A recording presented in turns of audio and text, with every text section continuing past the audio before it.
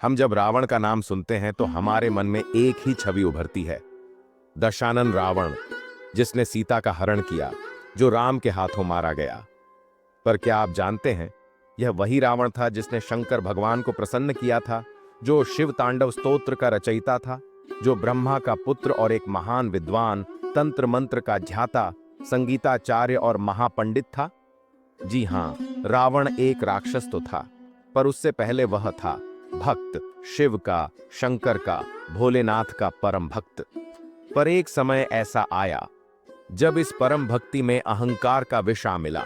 वही विष धीरे धीरे उसकी तपस्या को, उसकी भक्ति को और अंततः उसके जीवन को ग्रस गया। यह कथा उसी क्षण की है जब रावण अपनी भक्ति के चरम पर था और जब उसी भक्ति को अपने अहंकार से कलंकित कर बैठा।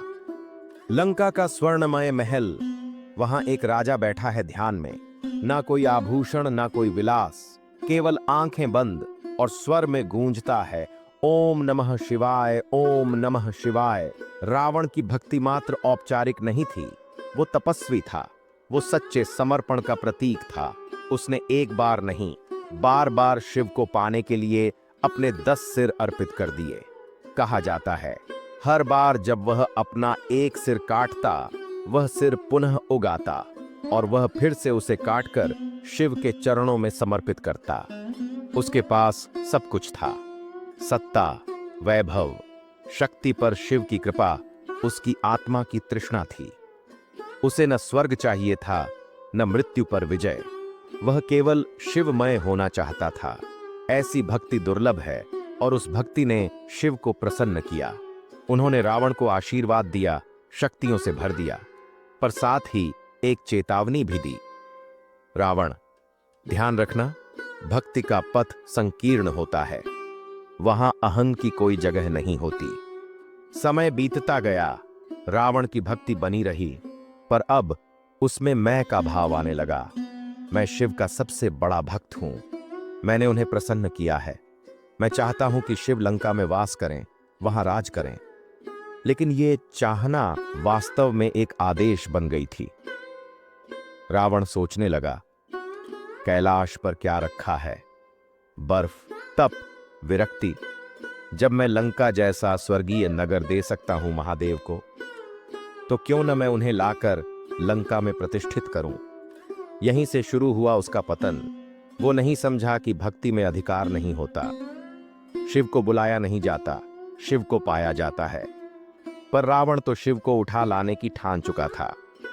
रावण कैलाश पर्वत पर पहुंचा, अपने रथ से उतरा और नमन किए बिना, बिना अनुमति, सीधे उस पर्वत को उठाने लगा जहां शिव तपस्यारत थे, योग में लीन थे। उसने अपनी 10 भुजाओं से पर्वत को जकड़ा। पर्वत हिलने लगा, धरती कांपने लगी, आकाश गरज उठा, देवगण घबरा गए। यह कौन है जो शिव के धाम को हिला रहा है? पार्वती भयभीत हुई। स्वामी, यह कंपन क्यों? शिव ने आंखें खोलीं और मुस्कुराते हुए बोले, यह मेरा एक भक्त है, जिसे लगता है वह मुझे उठा सकता है। अब समय आ गया है उसे ज्ञान देने का। शिव ने ना क्रोध किया, ना शाप दिया। उन्होंने केवल अपने पैर का अंगूठा पर्वत पर रखा, बस इतना ही, और पूरी धरती शांत हो गई।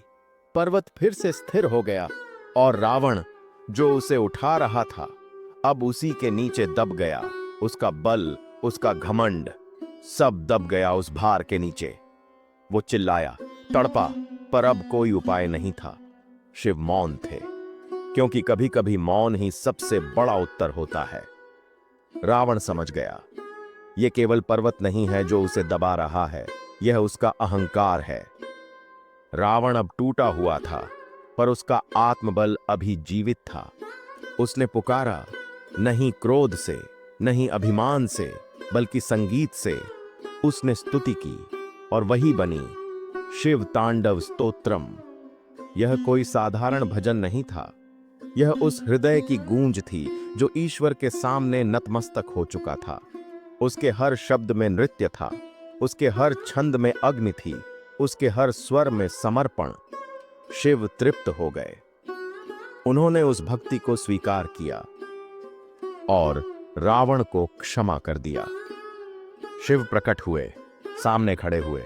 अपने उस भक्त के जो अभी भटक गया था, उन्होंने रावण को देखा और कहा, रावण, तेरी भक्ति महान है, पर तू भूल गया था कि मैं भक्ति का सम्मान करता हूं, अहंकार का नहीं। मैं वहां नहीं रहता जहां शक्ति है, मैं वहां वास करता हूं जहां विनम्रता है। रावण ने सिर झुका दिया। शिव ने उसे आशीर्वाद दिया और यह सीख दी, भक्ति से तू मुझे पा सकता है, पर यदि तू मुझे नियंत्रित करने की कोशिश करेगा तो मैं स्वयं तुझे मार्ग दिखा दूंगा। यह केवल रावण की कथा नहीं है, यह उस हर भक्त की कथा है जो भक्ति के साथ साथ अपने मैं को ले आता है। जब हम कहते हैं, मैंने इतना किया, मैंने ये मंदिर बनवाया, मैं रोज पूजा करता हूं, तो हम भूल जाते हैं कि ईश्वर मैं नहीं देखते, वो तू चाहते हैं।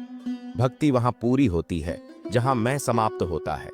शिव तो भोले हैं, वे सहज हैं, सरल हैं, पर वे कभी भी अहंकार को स्वीकार नहीं करते।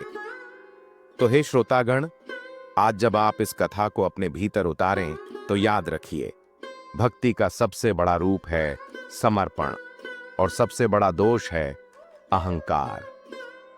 रावण ने दोनों को जिया और शिव ने दोनों का न्याय किया। हर हर महादेव।